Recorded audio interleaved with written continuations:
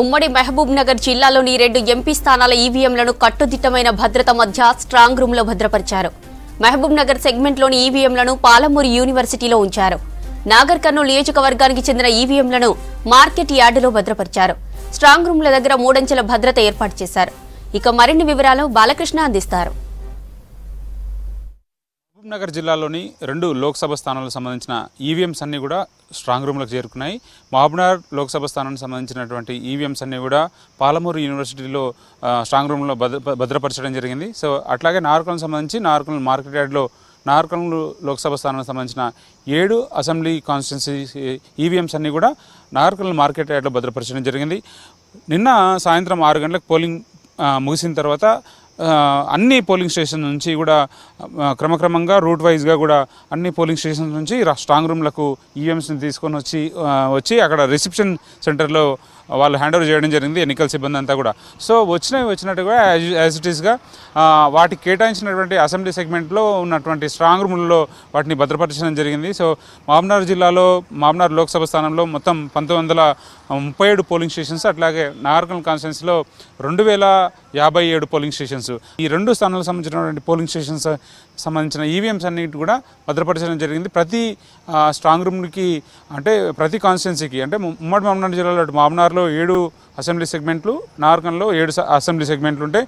14 assembly సెగ్మెంట్కి సంబంధించిగా వేరువేరుగా strong rooms ఉన్నాయి. ప్రతి స్ట్రాంగ్ రూమ్ కూడా సీసీ కెమెరా సర్వేలెన్స్ ఉంది, పటిష్టమైనటువంటి బందోబస్తు ఉంది. సో మహబూబ్నగర్ కౌంటింగ్ కేంద్రం ఏదైతే ఉంటుందో పాలమూరు యూనివర్సిటీ కౌంటింగ్ కేంద్రం, అక్కడనే 7 అసెంబ్లీ సెగ్మెంట్లకు సంబంధించినటువంటి స్ట్రాంగ్ రూమ్లు ఉన్నాయి. కౌంటింగ్ కేంద్రానికి సంబంధించినటువంటి ఏర్పాట్లన్నీ కూడా ఇక్కడ జరుగుతుంది. కాబట్టి ఈ ఎంటైర్ ప్రాసెస్ సంబంధించినటువంటి 7 కౌంటింగ్ కేంద్రాలు ఇక్కడే పాలమూరు యూనివర్సిటీలో జరుగుతాయి. అట్లాగే నాగర్కర్నూలు లోక్సభ స్థానానికి నాగర్కర్నూలు మార్కెట్ యార్డ్లో అటు కొల్లాపూరు, అచ్చంపేట, నాగర్కర్నూలు, కల్వకుర్తి, వనపర్తి, గద్వాల, అలంపూర్ ఆ 7 కాన్స్టిట్యున్సీకి సంబంధించిన ఈవీఎంస్ అన్నీ కూడా ప్రతి పర్టికులర్ అసెంబ్లీ కాన్స్టిట్యున్సీకి సంబంధించిన స్ట్రాంగ్ రూమ్లో భద్రపరచడం జరిగింది. మహబూబ్నగర్కి సంబంధించి మహబూబ్నగర్ పాలమూరు యూనివర్సిటీలో ఉన్నటువంటి ఏదైతే రిసెప్షన్ సెంటర్ ఉందో ఇక్కడ మహబూబ్నగర్, జడ్చర్ల, దేవరకద్ర, నారాయణపేట, మక్తల్, షాద్నగర్, కొడంగల్ ఈ 7 కాన్స్టిట్యున్సీలకు సంబంధించిన ఈవీఎంస్ అన్నింటిని కూడా ఇక్కడ భద్రపరచడం జరిగింది. స్ట్రాంగ్ రూమ్ల దగ్గర ప్రత్యేకమైనటువంటి నిఘా ఉంది. అధికారులంతా కూడా 24/7 ఇక్కడ పోలీస్ బందోబస్తు, లోకల్ పోలీసుతో పాటు సెంట్రల్ ఫోర్స్ కూడా ఉంది.